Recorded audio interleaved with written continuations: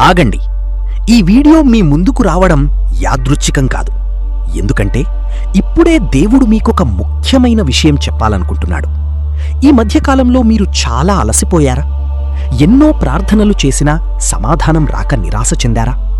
అందరి మధ్య ఉన్నా ఒంటరిగా అనిపిస్తుందా? అయితే ఈ సందేశం మీకోసమే.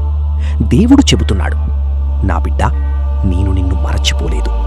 నీవు కార్చిన ప్రతి కన్నీటినీ నేను చూశాను. నీవు ఎవ్వరికీ చెప్పని బాధను కూడా నేను తెలుసుకున్నాను. చాలాసార్లు దేవుడు మౌనంగా ఉన్నట్టు అనిపిస్తుంది. మన ప్రార్థనలు ఆకాశాన్ని దాటడం లేదేమో అనిపిస్తుంది.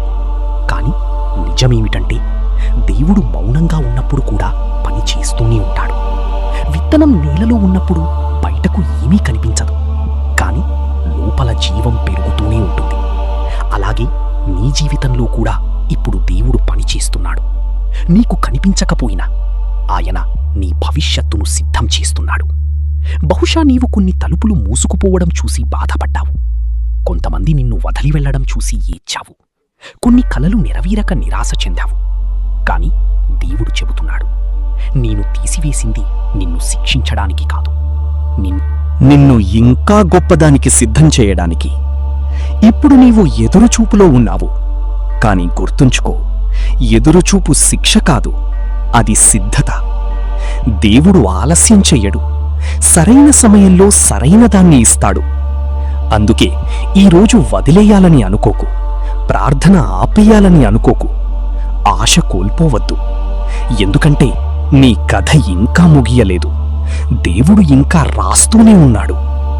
నీవు ఈరోజు అనుభవిస్తున్న నొప్పి రేపటి సాక్ష్యంగా మారబోతోంది. నీవు కార్చిన కన్నీళ్లు సంతోషపు కోతగా మారబోతున్నాయి. ఈ క్షణంలో దేవుడు నీకొక మాట చెబుతున్నాడు, భయపడకు, నేను నీతో ఉన్నాను, నిన్ను విడిచిపెట్టను. నీ జీవితానికి నా దగ్గర ఇంకా ఒక గొప్ప ప్రణాళిక ఉంది. కాబట్టి ఈరోజు ఒక నిర్ణయం తీసుకో. భయాన్ని వదిలేయి, సందేహాన్ని వదిలేయి, దేవుణ్ణి నమ్ము. ఎందుకంటే నీవు ఒంటరివి కాదు, దేవుడు నీతోనే ఉన్నాడు. ఈ సందేశం నీ హృదయాన్ని తాకితే కామెంట్లో ఆమేన్ అని రాయండి. మరియు ఈ వీడియోను కనీసం ఒక్కరితో పంచుకోండి. బహుశా ఈరోజు ఎవరో ఒకరు దేవుని నుండి ఈ మాట వినాల్సిన అవసరముండవచ్చు. దేవుడు మిమ్మల్ని సమృద్ధిగా దీవించుగాక. ఆమేన్.